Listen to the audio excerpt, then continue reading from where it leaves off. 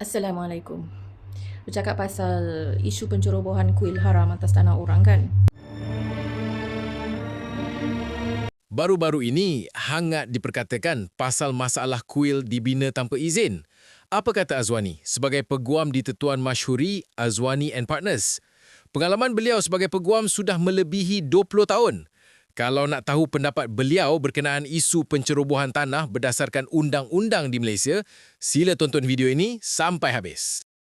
Saya rasa memang saya sangat layaklah untuk bercakap pasal isu pencerobohan ni sebab saya memang seorang peguam yang banyak terlibat dalam kes-kes merobohkan rumah yang dibina atas tanah orang lain. Dah banyak rumah dah saya robohkan, maaflah kepada defender-defender yang saya robohkan tu, sebabnya undang-undang cakap macam tu.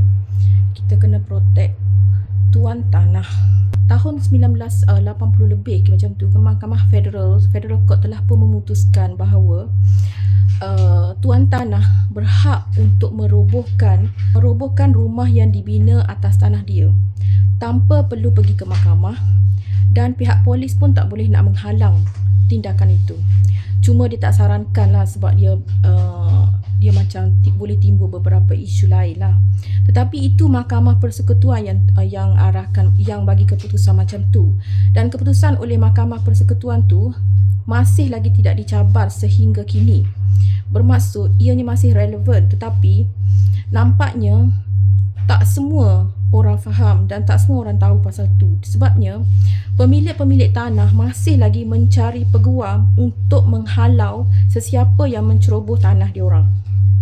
Sama seperti kes sekarang ni. Kes sekarang ni pun macam tu. Yang terbaru influencer yang telah ditangkap oleh pihak polis, diremand sebagainya disebabkan beliau merobohkan kuil haram yang dibina atas tanah orang tu kan.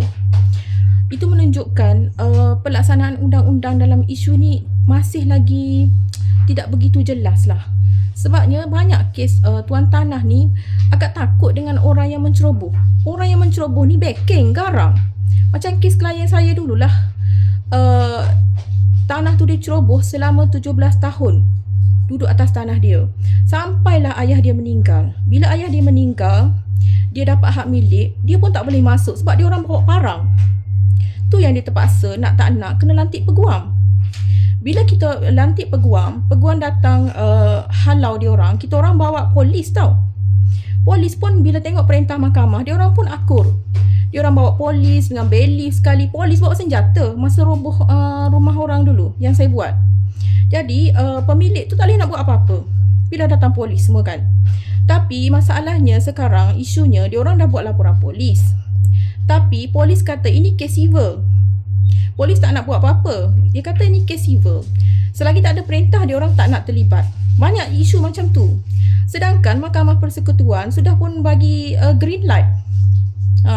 Jadi pertikaian masih timbul sehingga sekarang.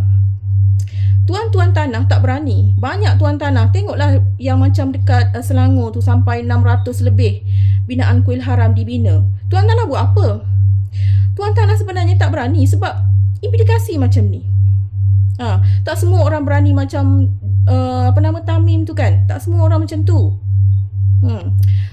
So bagi saya, benda ni walaupun Mahkamah Persekutuan sudah bagi green light yang jelas, tapi pelaksanaan dia orang tak berapa nak ikut. Tengoklah kejadian ni macam ni sekarang. Siapa yang, kalau you tuan tanah, kalau you berani macam Tamim tu tak apalah. Kalau orang pakcik-pakcik tua, diorang tak sanggup. Diorang biarkan. Sebab tu yang klien saya tu yang sampai berbelas tahun, tanah bernilai tinggi dekat Kota Baru diduduki oleh penceroboh tu berbelas-belas tahun. Dia tak boleh nak buat apa, dia takut. Kerajaan sendiri kena masuk campur lah dalam isu ni sebab semua pemilik tanah cari peguam. Diorang tak berani nak buat sendiri undang-undang. Macam kalau diorang robohkan, orang tu buat laporan polis. Macam kes sekarang lah. Alih sekarang ni masih lagi mahkamah memutuskan kuasa di tangan pihak pemilik berdaftar. Dan banyak kali lah saya roboh. Memang melibatkan kos lah. Tapi tuan tanah rela habiskan sebab dia orang nak bertahan sampai bila. Tanah dia orang nak guna semua. Tapi pampasan dia orang tak dapat lah daripada penceroboh tu. Walaupun kerugian berpuluh tahun pun dia orang terpaksa redha. Dan habis dengan peguam pun terpaksa. Saya cadangkan macam ni lah, at least lah tuan-tuan tanah sekalian, kalau rumah tanah korang diceroboh, paling kurang buat notis tuntutan undang-undang je lah. Sebab notis tuntutan tak mahal pun, berapa ratus je, berbanding you buat tuntutan civil, tuntut dekat mahkamah, lagi mahal lah. At least you cuba sesuatu, jangan berdiam diri, sebab hak you memang mutlak. Mahkamah Federal Court sendiri kata hanya kanun tanah negara yang akan berkuasa untuk memutuskan perkara berkaitan dengan hartanah.